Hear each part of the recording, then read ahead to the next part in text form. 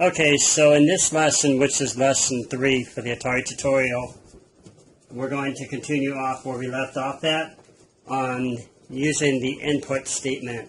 Now I just put the same lines in we had before, and I also saved the program earlier, so it's under lottery.bas so that we can reload it for you anytime.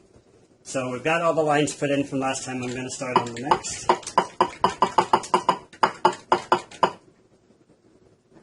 This time we're just going to use answer, not answers, because we only want to get one response. And I'll put that in, and then we'll run it. Well, I guess we could reset list and then run it. Same difference, I guess. So it prints everything in order just like before. And what you notice this time, there is a difference though. Up to everything we typed before, the only exception we see now is this little question mark with the little box next to it.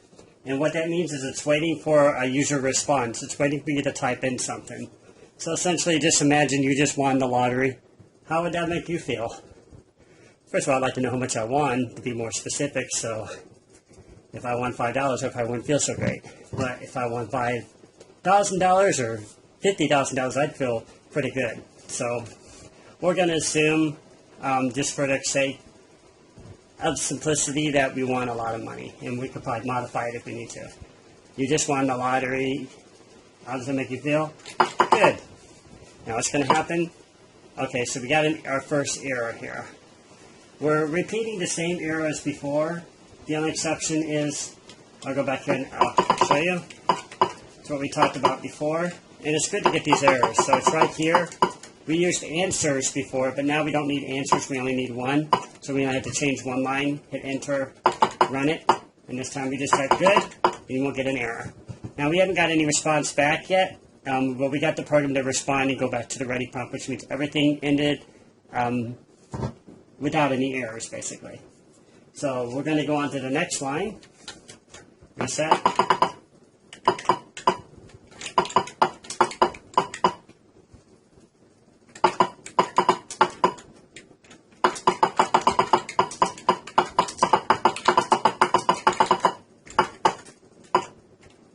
I'm going to save this.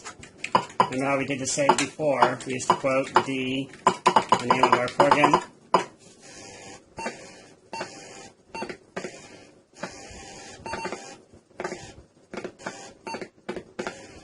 And you hear the little chirps to tell you it's saving. Okay, now we're going to run it. And we'll print everything up to the prompt again. Now it's not going to print 140 because we haven't got to that line yet. So when you get to the input statement, it's going to wait for you to type in the answer before it moves on to the next line. So we'll say, great. And then now it's going to finish the rest of the program. I thought you would say that. So it just follows in simple order. There's really nothing very intelligent going on right now. It's just following sequential order. But that will be coming very soon, according to the book here, it looks like.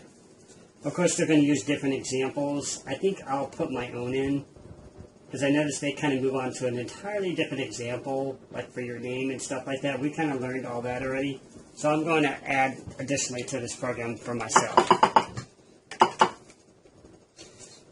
So like we talked about earlier, I'm going to make it a little bit more specific. And you remember variables, so we're going to add a variable in the line here.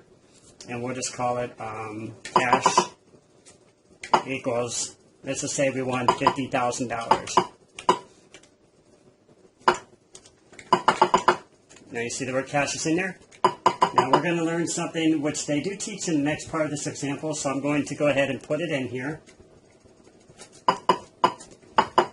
Up to the line where it says, you just won the lottery, and then we'll add a new line in at 115, or we could also append it, like we did the other ones. Appending means adding to it, like this. And we're going to say, you just won the lottery. You just won, we'll change this. You just won like that. We'll leave that like that. You'll put a semicolon so you can continue back off at this section so you don't go down to the next line. And then we're going to type the word cash because that's how much money we want to put in there.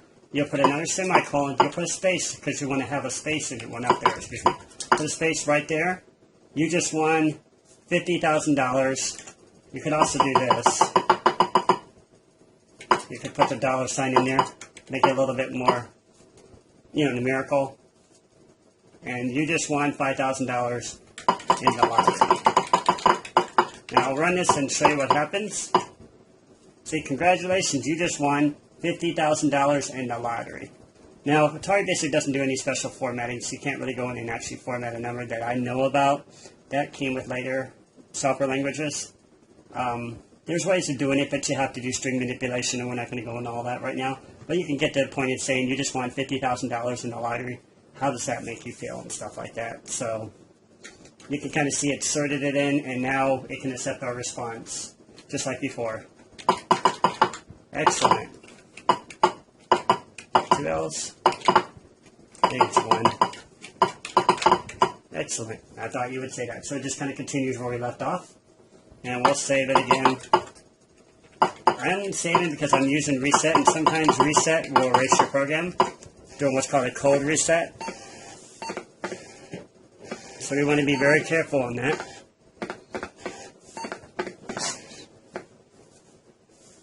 And let's see what's next here. So the next thing I wanted you to do is insert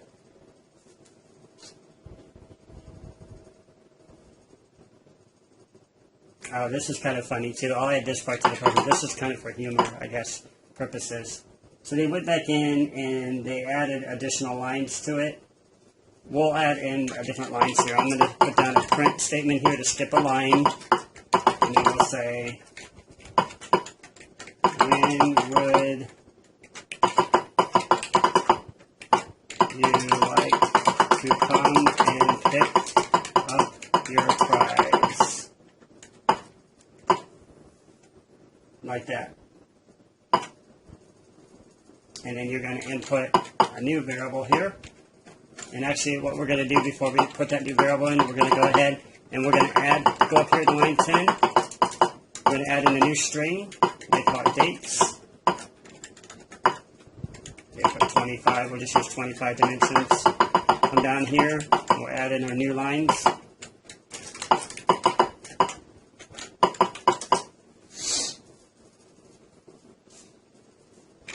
And we're going to use a second input statement, input dates this time, so now it's going to receive a date in string format. And then they're going to print a message here in 180.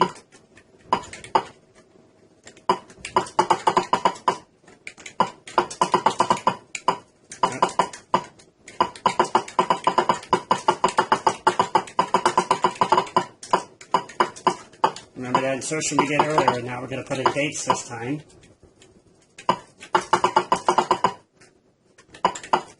Kind of humorous to the program, so let's save it again. Good idea to save as often as you can.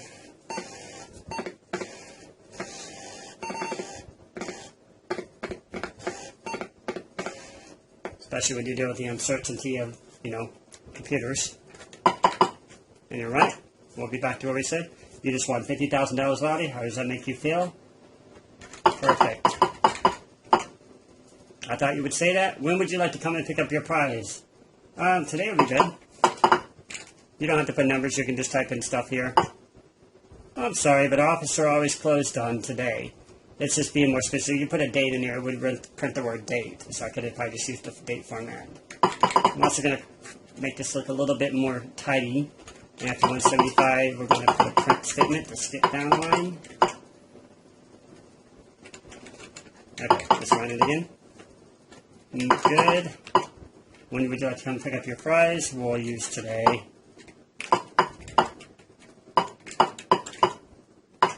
And it says, I'm sorry, our offices are always closed on March 2nd, 2016. Too bad. So every time, no matter what you put in, the offices are always closed. Like a scam or something. Okay, so they're appending to this program and they're adding new stuff to it. Okay, so I'm going to add in my own little programs here because they've got this doing a lot of different things here. So 10, we'll go ahead and add a new connection here. You can use the comment just like I'm doing. You don't have to keep typing dim every single time. And they call this one names. Or name.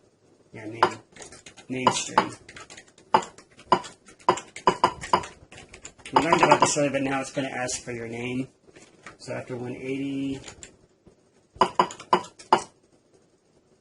we'll do 2 prints like that.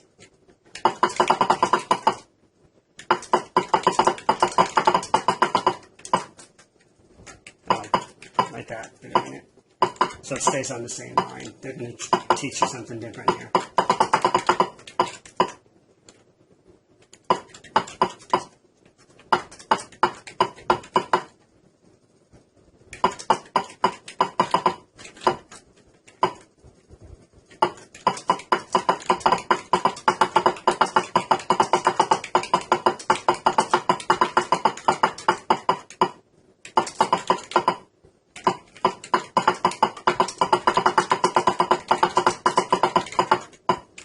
Oh, I see what they're doing now. So they don't tell you how much you won until later in the program.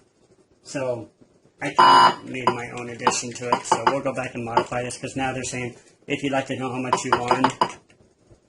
So we'll go ahead and we'll just modify that line, which was, where's it at? Oh, the cash one. So theirs originally just said, you just won, go back here a second.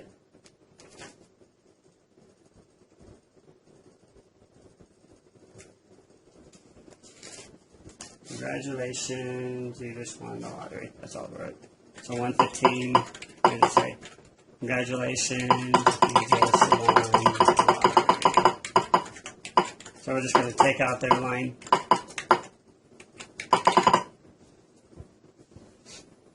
Okay, so now we're going to move on to their other part of the program. It's essentially just kind of repeating. This time we're going to use it. We kind of did this earlier, but I kind of stepped into my own until I realized that they were doing it down here. So we'll run the program again and see the new additions. Okay, good. One about the fruit prize. Today's good. Sorry, bro, officers. Closed down, blah, blah. By the way, what is your name?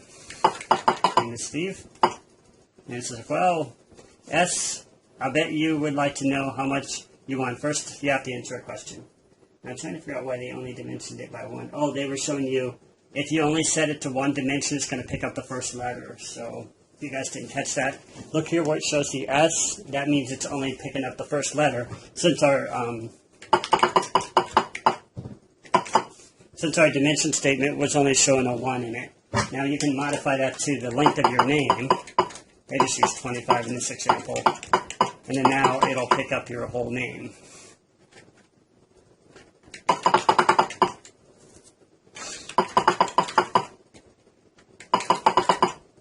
And now it says, well, Steve, it shows the whole name in there. You could set it to do your first and last name, so I think 25 characters is enough. Unless you have a very long name, you probably want to modify it further. So let's move on to the next step.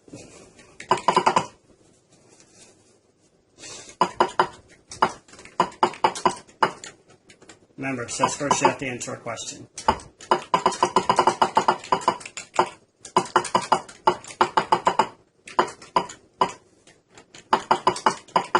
You're going to learn about a new input. And this one is inputting a variable instead of using a string. We learned about variables earlier, so now we're going to, you'll see what happens. I'll show you.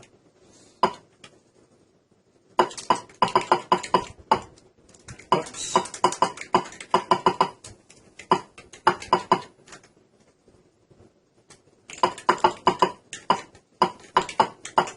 Okay, so I'm just going to run it again to show you something here. Okay, I feel good. I'm going to pick it up today. And my name is Steve. And it shows your name. I bet you won. Would you like to know how much you have won? First, you have to answer a question. So, how old are you? Now, in this, if you type in your name and you're not responding correctly to it, you're going to get an error. Error 8 means that the input statement, if you look at line 230 here, is asking for a number. So error 8 means I'm looking for a number, not a string. You can't just type in letters there. I'm only looking for a number. So we'll run it again and we'll change it.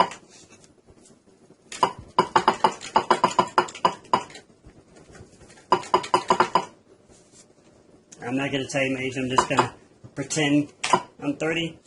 And now it ends successfully. And then it would also did something else in the program. You may not have seen it. but it's set price equal to your age times 1,000, but we haven't done anything with that variable yet, but that's coming next. So now we're going to be able to print out what we did with that,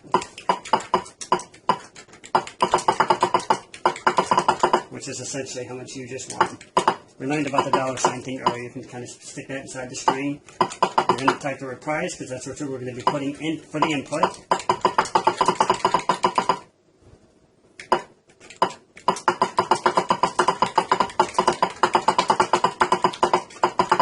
See how humorous this program is? Okay, and I'm also going to add a print in here to make it a little bit more tidy. So we'll run it again.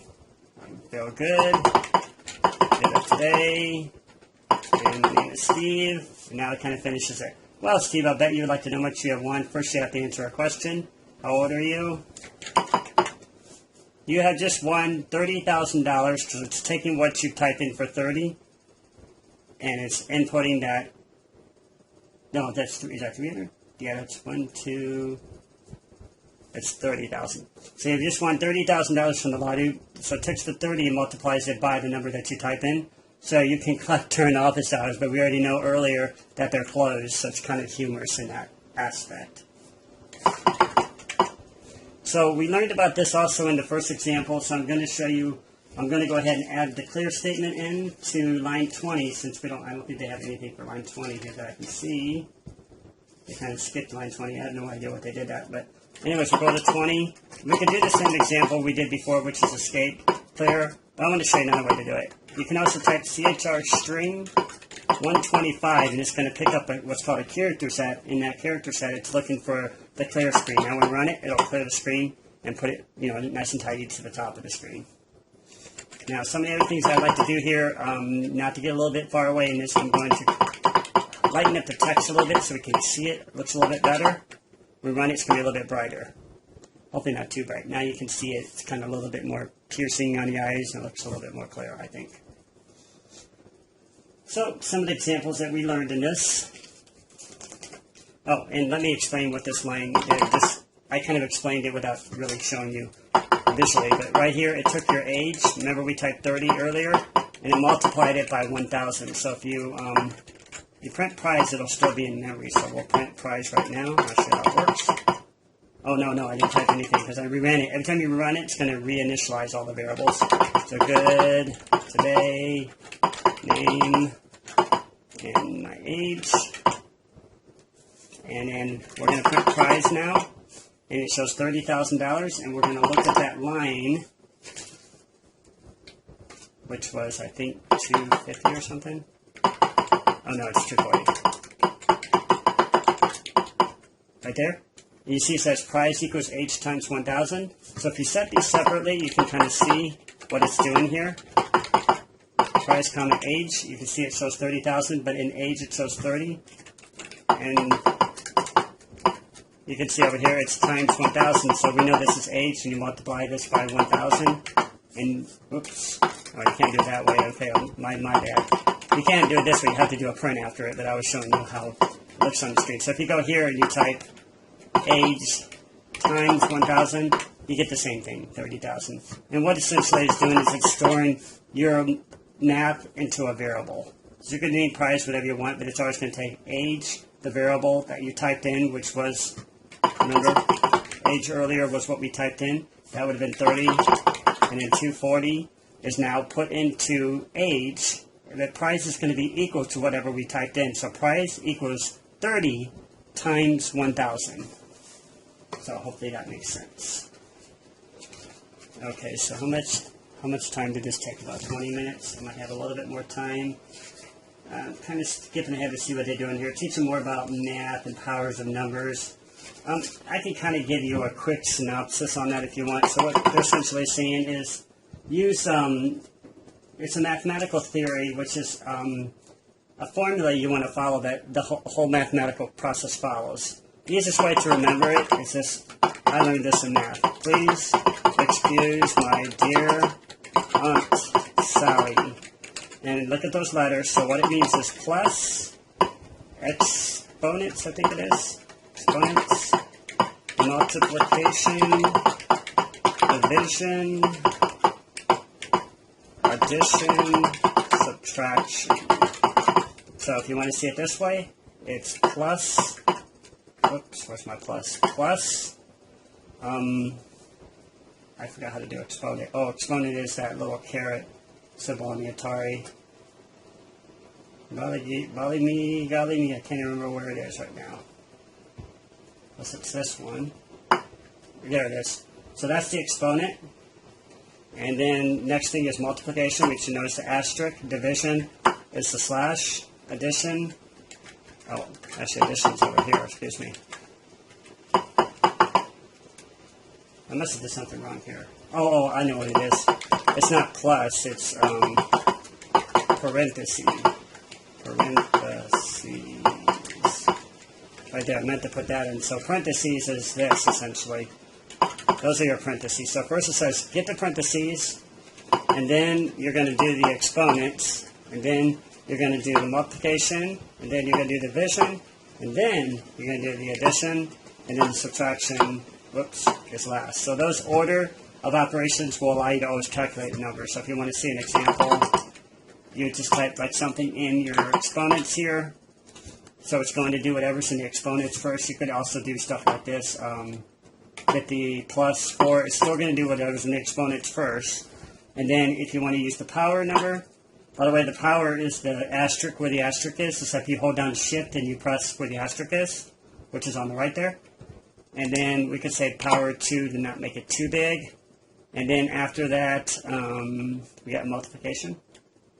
This is going to probably give me a funny number. Multiplication times 5 divided by 2 minus 1. Let's see if it doesn't blow up on me. Well, it gave me a number. So it took the order of 50 plus 1 to the power of 2 times 5 divided by 2 minus 1 in that specific order. That's how it's always going to do your calculations. The next thing they want to introduce is the random numbers. So let me save this again.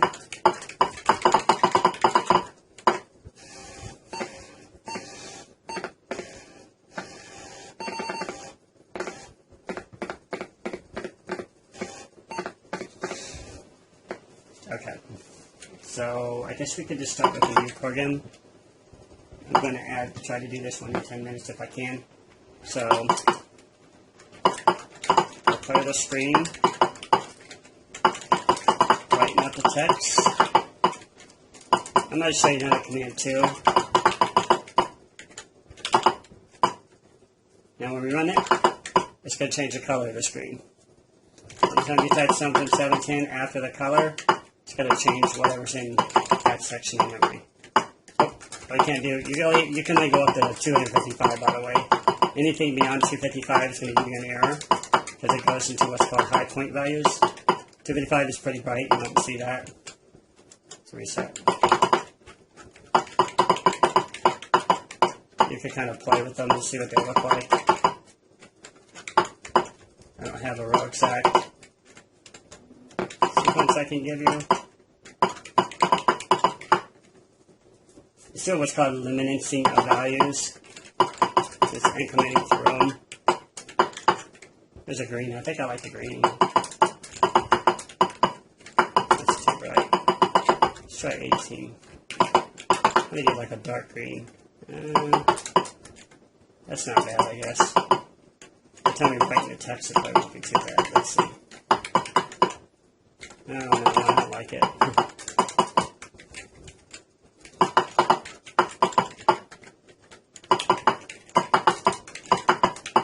Trying to find a real nice clean color. The problem is I've got my screen color all the way down. You can see how it's changing them. Here's something else you can look at too, not to get too advanced. But if you want to see what color's in here, you just type peak 710, and it'll show you exactly what the background color is. So the background is 148. So if you type peak 710 on 148, it doesn't do anything because that's the background color. But if you change it a little bit by 2, you can see it incremented. Also, if you decrease it, there we go. I guess that's not a great color there, but I guess we'll leave the screen the way it is for now.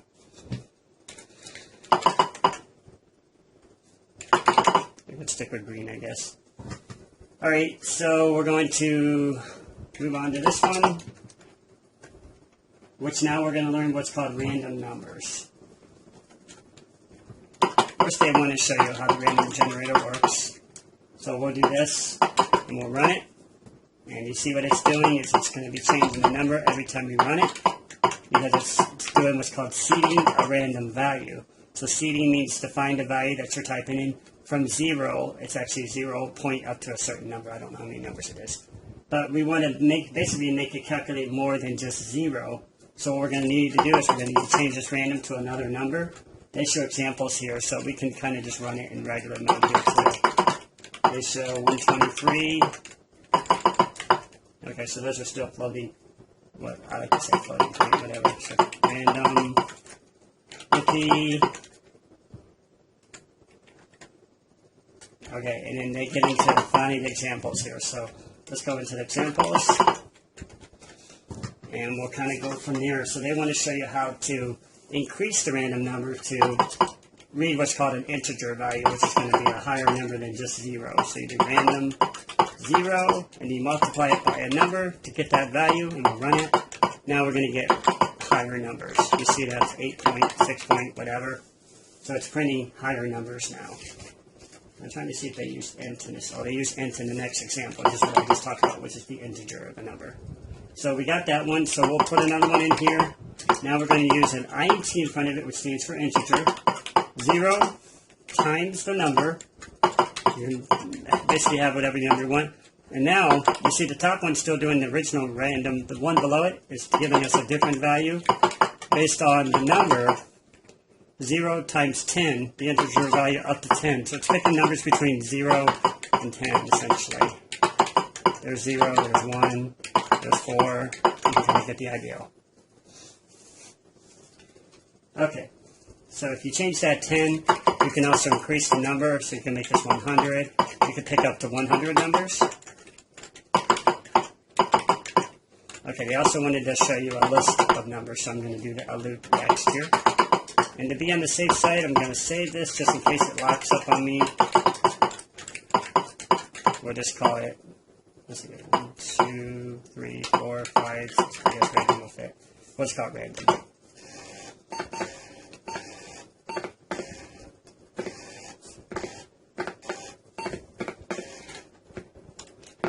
Okay, so I did that because we're going to be doing a loop like we learned about in tutorial 2. And we're going to be going to 40, so it's going to be printing random numbers up to 100. Now when we run it, you'll see that happening.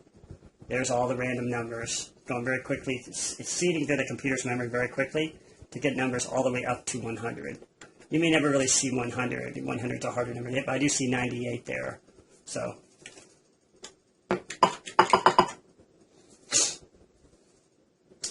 okay. So I don't want to go a little bit more advanced here, but I wanted to show you something. Remember we learned earlier about variables. So what I'm going to do is I'm going to create my own variable with 50. We're going to erase 50 here, and we're going to set this equal to R&D, which is just a value I selected for the computer's memory, to choose a random number. Whoops. And then we're going to print, not print, we're going to poke 710, comma, that random number. So we're going to make the screen change pretty colors this time. And we're going to go to 50. So you always want to go back to the same number where you seeded the number. Right here is where we started changing the value of the number. We're going to poke it into the screen color, because that's what we called it, random. And we're going to go back to this line so that we can keep changing the number and putting it back into the screen. And you'll see the screen flash colors. Okay. So we also forgot to put in the number list. We could do that here.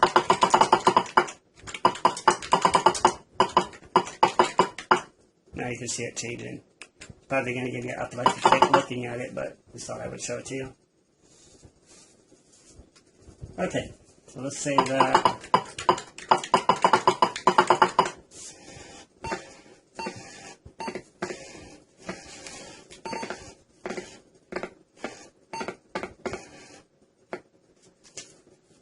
There's a random number game they wanted to show you, so let me type it in real quick and then I'll explain it so we don't go too far over on this one. We'll erase this one and we'll just type in their example.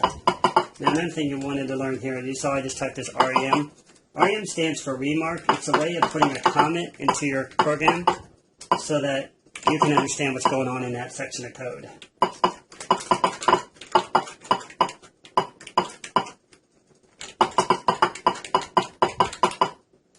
We're going to set a variable. We learned about random. Multiplies by 3, and then we're going to add a 1 to it each time. This is another way you can kind of move the number around to get different values. You can have a number either 1, 2, or 3. Try to guess it. This one's kind of fun, so I thought I would throw this one in there. And just see, we're at 30 minutes here, so I'll try not to go too far over here. We're going to use our input thing again to guess the number. We're going to check. We're going to do something new here in just a minute. I'm going to type in this line, and then I'll explain this line.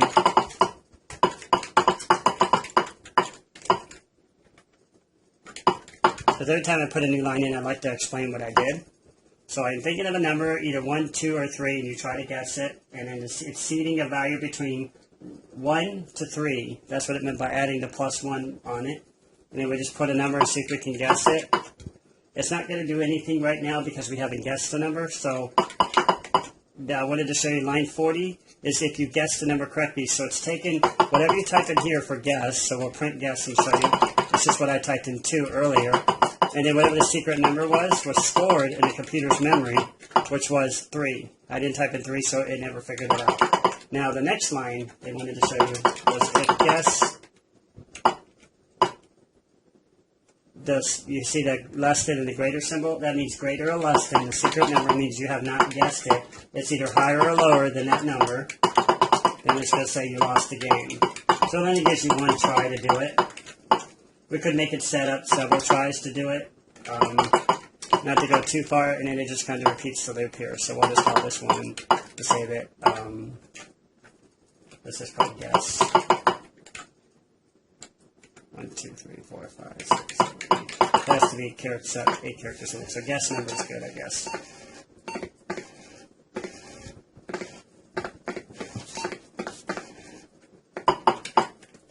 Okay, so I'm thinking of number 1, 2, or 3. Try to guess. I'm going to put 3 in this time. And I lost. So eventually you're going to figure it out. That time I won. So it's kind of like rolling dice, you know. Notice I put in 4. If I put in a higher number, it's never going to figure out that we're typing in a higher number because it's only looking for the number equal to or greater than or less than. I didn't want to go real far over, but they don't show this in the example, so I'm going to make it say, they may have done this somewhere down in the book. Let's see. Yeah, it actually comes up in the next example, so I won't go into that, so we'll come into that later. So I hope you guys enjoyed this session. Please like and subscribe, and this is Steve Morrow signing off.